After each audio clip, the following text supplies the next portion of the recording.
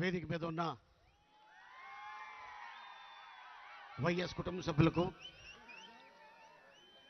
అలాగే జగనన్న అభిమానులకు, మరి రాజమండ్రి రాజానగరం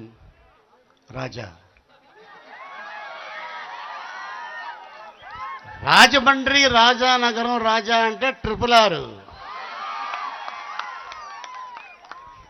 చూసారా కటౌట్? అది ఎప్పుడు కూడా రాజమండ్రి వచ్చినప్పుడు అన్న రామ్మోహన్ రావు గారి ఇంటికి వెళ్ళేవాడిని. అన్న ఎలా ఉన్నారు? బాగున్నా తమ్ముడు. అండ్ అలాగే ఇంకా మా వదినమ్మ విజయమ్మ, ఎవరు కనిపించినా కూడా చాలా గర్వంగా ఆయన చెప్పేవాడు, సార్ మా ఊరు అబ్బాయి అండి, ఏ సపోర్టు లేకుండా ఎదిగాడు ఇండస్ట్రీలో, ఎన్నో సినిమాల్లో యాక్ట్ చేశాడు, ఎన్నో అవార్డులు పొందాడు అని. ఒకరోజు నాకు ఫోన్ చేసి, తమ్ముడు నీకు రాజుబాబు గారి అవార్డు ఇవ్వాలనుకుంటున్నాను అనగానే, అన్న డేట్ చెప్పండి వస్తాను అని చెప్పి అప్పుడు రావడం జరిగింది. అలాగే మనతో పాటు స్వర్గీయులు దాసరి నారాయణరావు గారికి కూడా, వారికి కూడా నేను అవార్డు ఇవ్వబోతున్నాను. ఒకే వేదిక మీద ఒక గొప్ప దర్శకుడితో పాటు నన్ను కూడా సన్మానం చేశారు ఆ రోజుల్లో. నిజంగా మర్చిపోను, ఎందుకంటే చాలా అరుదుగా ఉంటారు. మన ఊరి కుర్రవాడు ఎదిగాడు, ఈ కుర్రవాడికి మన ఊరిలో ఒక అద్భుతమైన సన్మానం చేయాలని ఆలోచన వారికి వచ్చి నాకు సన్మానం చేశారు. ఆ తర్వాత ఎప్పుడు కూడా మేము రాజమండ్రి షూటింగ్ వచ్చినప్పుడు గౌతమి ఎక్కితే పక్క భోగిలో ఆయన ఉండేవాడు. ఆలీ ఉన్నాడంటే ఆయన పిలిచాను రమ్మన అనేవాడు. ఆయన వెళ్ళేవాడు, ఇదిగో మన ఇంటికాడ నుంచి నాటికోడి వచ్చింది తిను అనేవాడు ఆయన. సో అట్టాగా మరి వారి కుమారుడు, పెద్ద కుమారుడు రాజా, నిజంగా ఈ టైంలో మా అన్న రామ్మోహన్ అన్న ఉండుంటే చాలా సంతోషించేవాడు. ఎందుకంటే ప్రతి తండ్రి ప్రతి బిడ్డ ఎదుగుదల చూసుకుంటే చాలా ఆనందపడతాడు. మరి మా వదినమ్మ అయితే తన ఎదుగుదల చూసింది, తన సక్సెస్ చూసింది. అండ్ అలాగే మరి ఇంకో కుమారుడు Ganesh, single hand, any centre, any time. కానీ ఈ కుటుంబం దగ్గర కూడా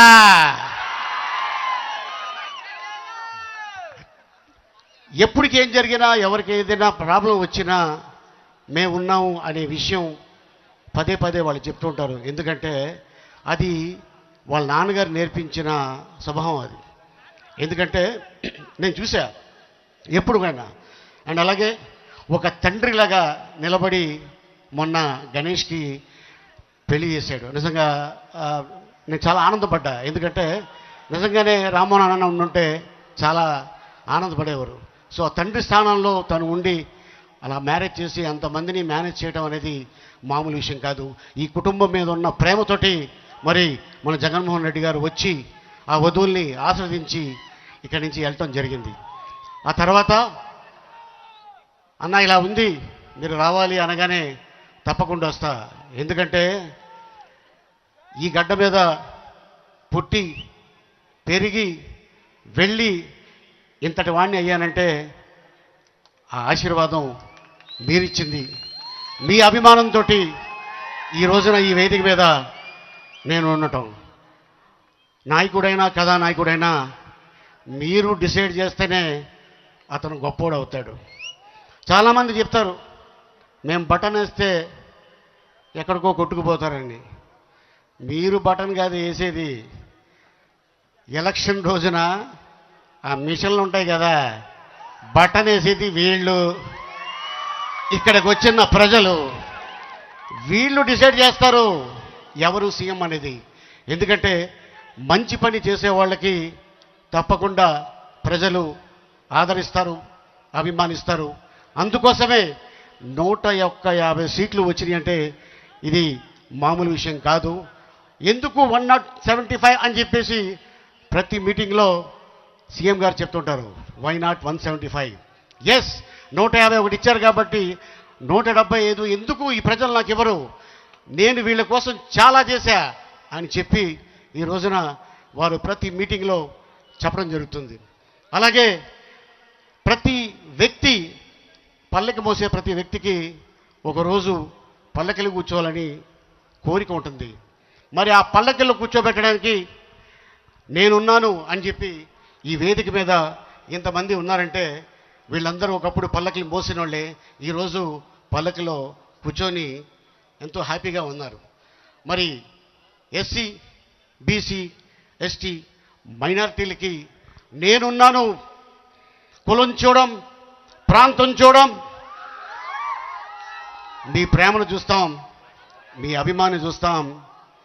నేనున్నాను, నేను విన్నాను.